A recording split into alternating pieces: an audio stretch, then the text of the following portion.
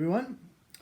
In this video I'm going to show you a project that I've worked on and off for about 4 years now, and it's now almost finished. It began as a sabbatical research project and gradually morphed into a jazz performance primer for high school teachers and students who could use it with some flexibility. I looked at it from the point of view of my own experience, having directed bands of all proficiency levels at youth festivals, held jazz workshops, adjudicated competitions, and generally been a jazz educator for over 30 years. What were the challenges young performers had, and what could possibly help in a practical way? There's no golden pathway to great jazz performance, and I'd be the last to claim any kind of secret knowledge about that. So this primer would be simple, based on common practice in the professional world, with the object of developing basic skills in the style. It would also reflect the diversity of music that surrounds us as South Africans. There's a wealth of resources relating to jazz on the international market. What I had to do was create a holistic package that would be useful to students and teachers here in this country.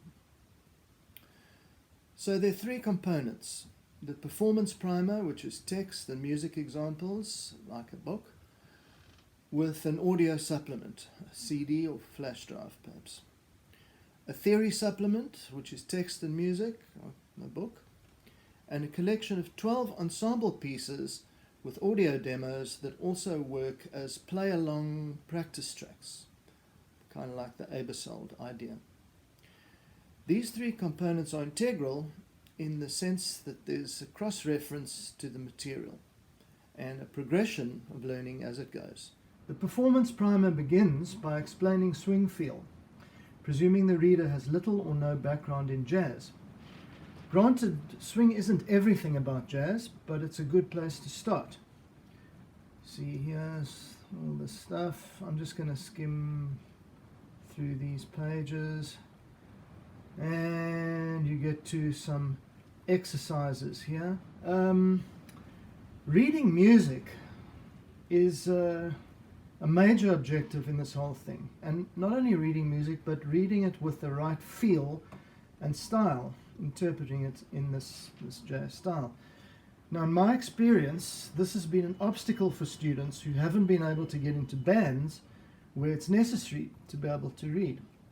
Now, there are many exercises to work through like this, and they have, each one of these little exercises has a drum track that accents the figures while playing musically, the drums that is, in the style that they would in a band, helping to get the right feel. Here's this one.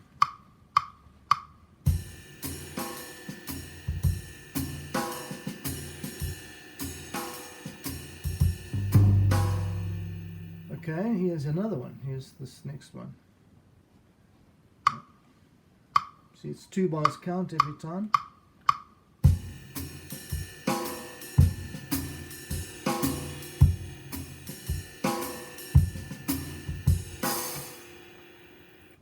Alright, so there you have it.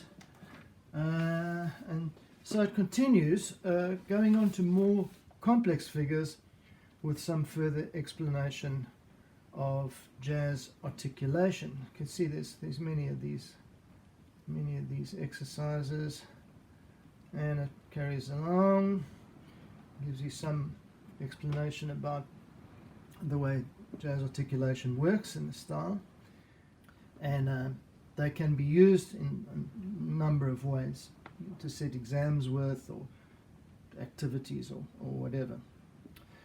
Okay, so that's really the major part of the performance section. While busy with these, the theory section can be useful because it's relevant to the performance and improvisation material, which I haven't shown yet, but it carries on for that. Okay, so here's some material from the theory supplement, and as you can see, It's real easy, real simple, and anybody who's been through the Royal Schools, grade 1, 2, 3, etc., will understand this. It's just being shown here as jazz players or commercial musicians would think of it. So here it carries along and along and along and along, and gets into more, chord symbols and how we present them and how that works, and especially the kind of shorthand stuff that you get in jazz. So a teacher would be able to expand on all of this, of course, make examples in different keys, create tests and assignments based on the content that's presented quite briefly here. The 12 ensemble pieces are in similar format to the Hal Leonard Combo Pack series, although more comprehensively structured. They're written for rhythm section, keyboard, guitar, bass and drums, with 3 frontline parts. And each piece has a full score, like this.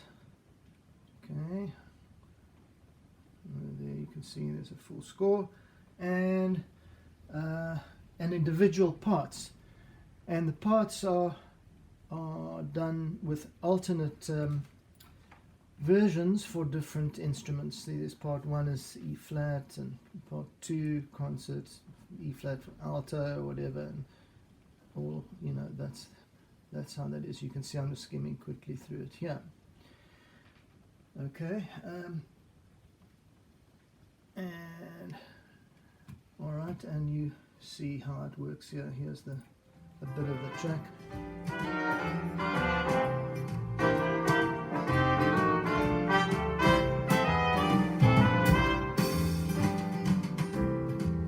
There's for improv practice, so on, so on, so on, so on.